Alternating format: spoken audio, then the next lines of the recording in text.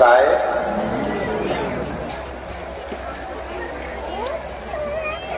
अब जिस भी मंत्र का यदि जाप कर रहे हो, आप जिस मंत्र को पुकार रहे हो, आप जिस मंत्र से विनय कर रहे हो, वो मंत्र आपको अपनी मंजिल तक जरूर पहुंचाता है, वो मंजिल तक जरूर लेकर जाता है।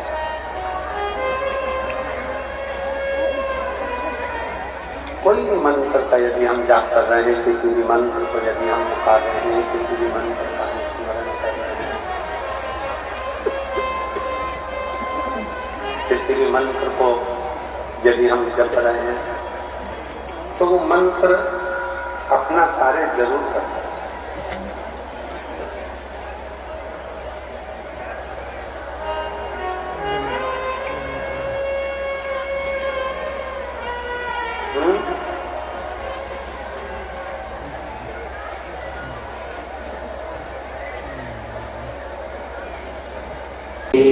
शिवाय नमस्तुभ्यं, श्री शिवाय नमस्तुभ्यं, श्री शिवाय नमस्तुभ्यं, श्री शिवाय नमस्तुभ्यं। हम जब प्रतिष्ठा की जरूरत नहीं है, उसको हृदय से पूछा, हृदय से श्री शिवाय नमस्तुभ्यं एक ऐसा जप, एक ऐसा मंत्र जिसको ये नहीं देखा जाता कि आप कहाँ बैठे हो, कैसे बैठे हो, कहाँ खड़े हो, कहाँ नहीं खड़े हो, कैसे हो, ये नहीं देखा जाता। श्री शिवाय नमस्तुभ्यं तो ये देखा जाता है कि जैसे ही अगर तकलीफ आई है और आपने मंत्र का उच्चारण करना प्रारंभ कर दिया, मतलब वो दुख कटेगा जरूर, और वो श्री शिवाय नमस्तुभ्यं को दुख को काटेगा।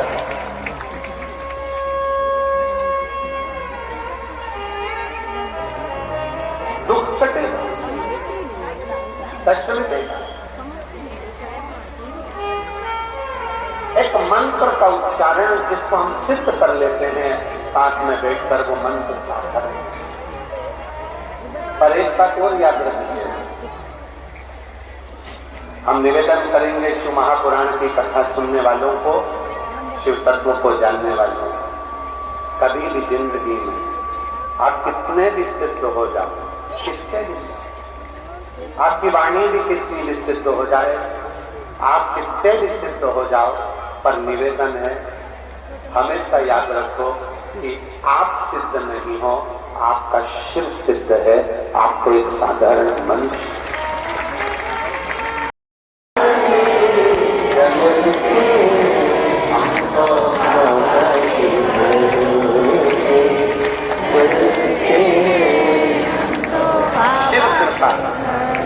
मंत्र सिद्ध होता है, उस मंत्र का उच्चारण, उस मंत्र की प्रबल एकत्र है।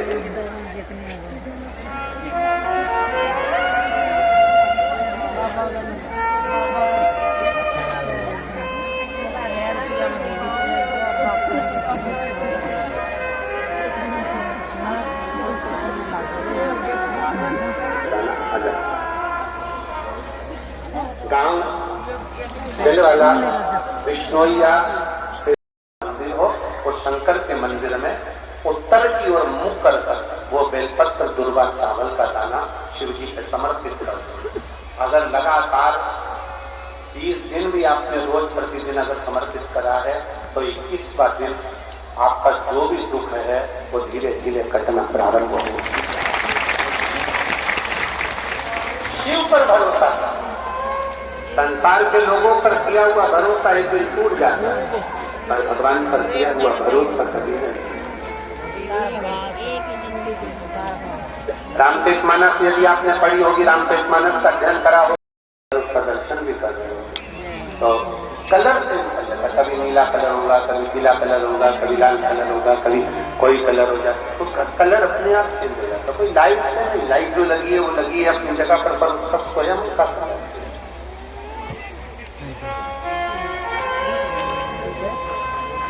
कभी आप उसको अन्य रूप में देखेंगे, कभी अन्य रूप में देखेंगे, उसके दर्शन आप करेंगे तो अपने आप में दर्शन कम करेंगे।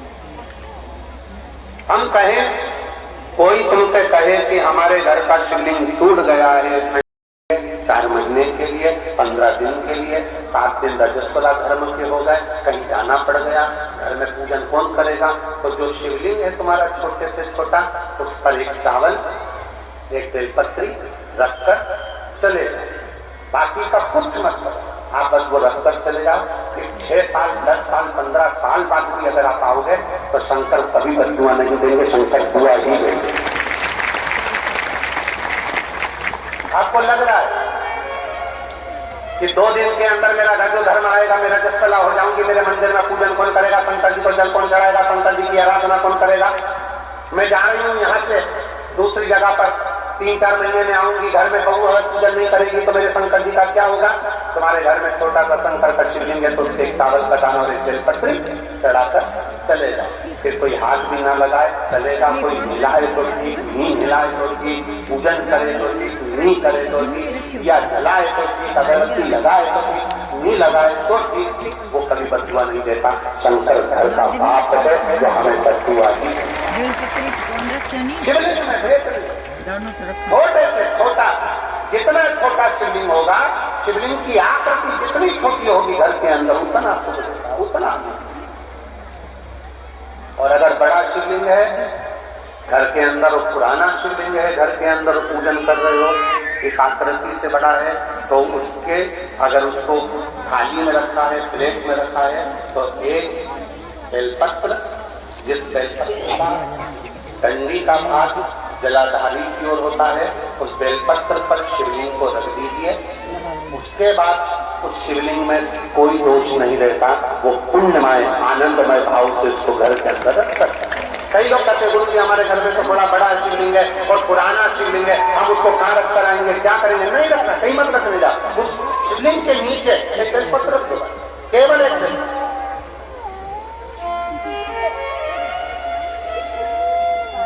एक बेलपत्र शिवलिंग के नीचे रख, शंकर भगवान का शिवलिंग कभी खंडित नहीं होता। शिव जी का एक नाम है शास्त्रेश्वर महादेव।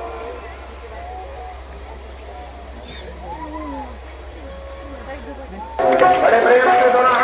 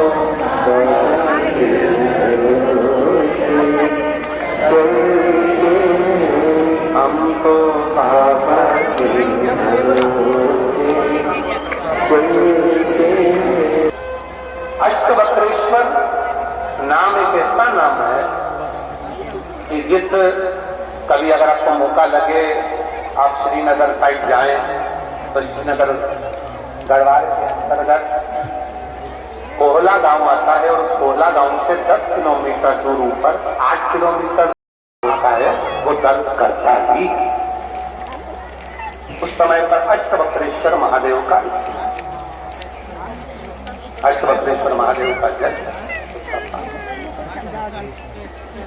तीसरा, रीढ़ की हड्डी का डॉक्टर बोल दिया कि ये गुड़िया खसक गया है, 1 नंबर 2 नंबर 3 नंबर का यदि कोई क्रम खसक गया है तो उस स्थान के लिए भी अष्टवक्रेश्वर। आप ऑपरेशन बाद में कराना, डॉक्टर बोल दिया है आप ऑपरेशन कराओ, मना नहीं है, पर एक बात, अष्टवक्रेश्वर महादेव के नाम से दुर्वा बेलपत्र चढ़ाकर, जल चढ़ाकर, सुबह में दुर्वा का सेवन, प्रदोष काल में बेलपत्र का सेवन, और रात्रि को सोने से पहले जो जल अष्टवक्रेश्वर का चढ़ाया हुआ उसका पान करिए।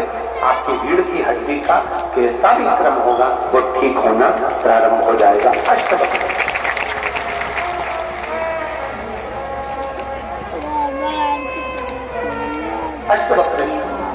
चौथा स्थान बताया, अगर चेस्ट में कोई तकलीफ आती है, चेस्ट में गांठ हो जाए या चेस्ट में कोई प्रॉब्लम खड़ी हो जाए तो उसके लिए भी अष्टवक्रेश्वर महादेव का स्मरण किया जाता है। तो छोटे छोटे पात्र में जल लिया जाता है, दोनों पात्र का जल एक साथ शिव पर छोड़ा जाता है। चेस्ट के लिए दोनों पात्र का जल छोड़ा जाता है, उस जल का पान नंदी के पास बैठकर किया जाता है। अष्टवक्रेश्वर नाम।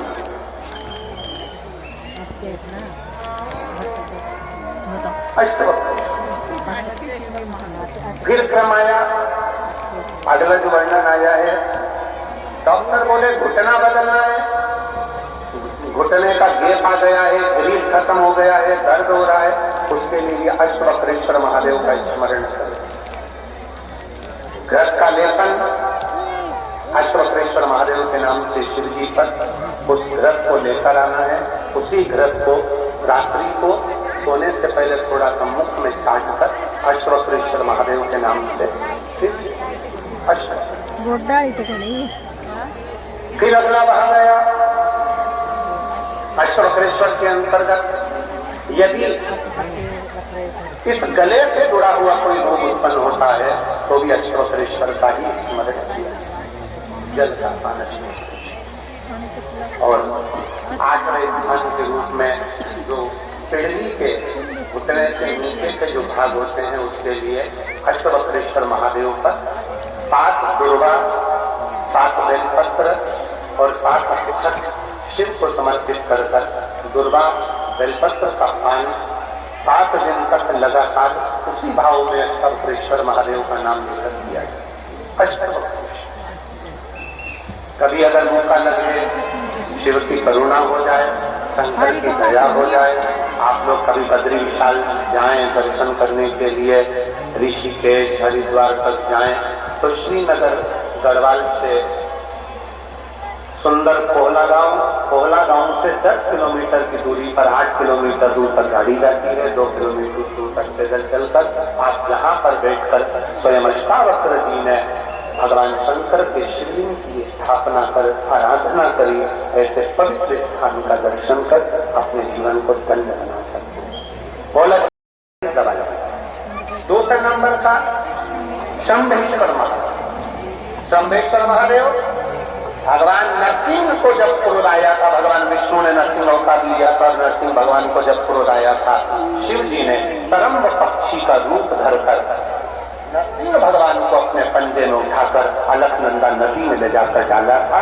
इसलिए आज भी जब हम बद्रीनाथ जाते हैं, राइट में पुल पे से जाते समय जो ताप्ती कुंड है जिसमें से पानी गर्म निकलता है, उसके ठीक नीचे एक शिला का दर्शन करते हैं। वो शिला नरसिंह शिला कहलाती है और शंभेश्वर महादेव का स्मरण किया जाता है। शंभेश्वर महादेव क्रोध की संयमता रखता है, चिड़चिड़ेपन को समाप्त करता है शंभेश्वर। और तीसरे नंबर पर है, जम के बोलो, अष्टवक्रेश्वर।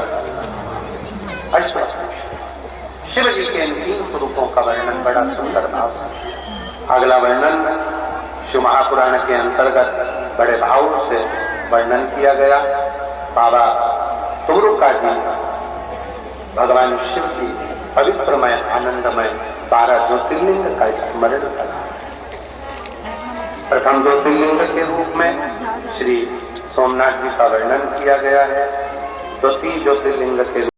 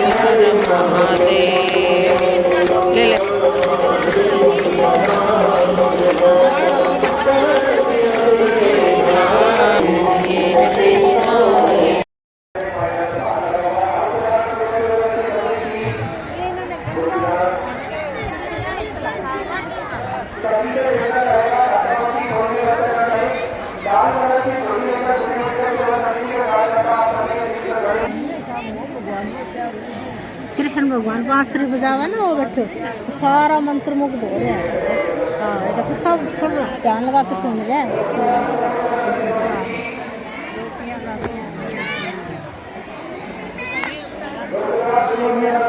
मेरा फोन पर भेजिए, मेरा मरीज चार्ज करना।